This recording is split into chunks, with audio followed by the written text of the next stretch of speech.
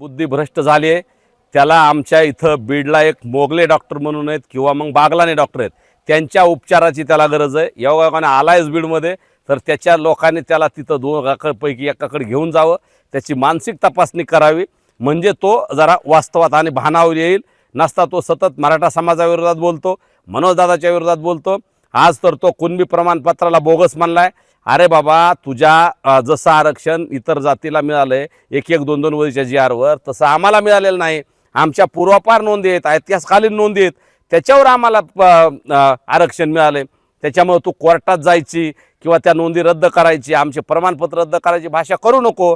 तू कोर्टात गेला, याचिका केली, आम्ही काउंटर याचिका करायला किंवा लगेच आम्ही तिथं कॅवेट दाखल करून आमचं म्हणणं मांडायला आणि आम्ही सगळे पुरावे द्यायला सक्षम आहेत। त्यामुळे अगोदर त्याचं मानसिक संतुलन तपासावं आणि नंतर त्यांनी कोर्टात जावं, नाही तर कुठं जावं, जिथं जाईल तिथं।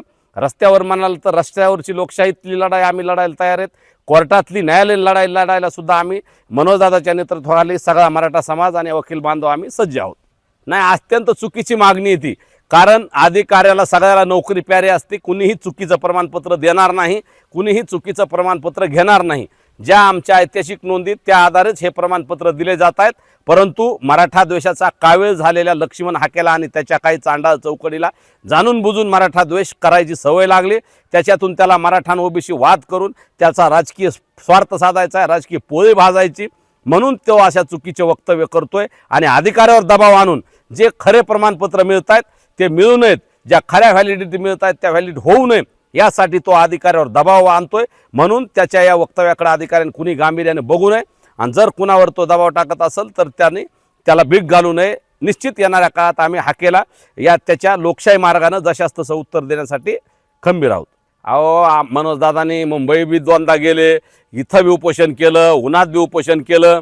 उन्हात उपोषण केलं तेव्हा ह्याने वल्गना केल्या अनेक, परंतु त्या वडीगुद्रीचे आमचे बांधव आहे, धनगर बांधव, त्यांनी तिथं यावेळेस त्याला येऊ सुद्धा दिलं नाही हो।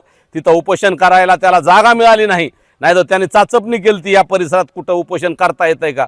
परंतु त्याला आता त्याच्या मागं ओबीसी समाज राहिला नाही, धनगर समाज तर नाहीच नाही। आणि त्याला जर खरंच उपोषण करायचं असेल, खरंच जर त्याला नैतिकतेची चाड असेल, तर त्याने धनगर समाजाच्या एसटीतल्या आरक्षणासाठी उपोषण करावं, आंदोलन करावं।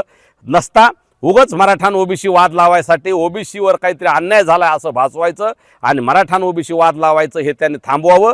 आणि धनगर बांधवांनी सुद्धा लक्षात ठेवावं, ओबीसी बांधवांनी लक्षात ठेवावं, याला ओबीसीचा नेता व्हायचंय। अनेक ओबीसीचे नेते आहेत या राज्यात, ते कुणी बोलत नसताना त्यांना माहिती आहे आमच्या सगळ्या नोंदी अधिकृत आहेत,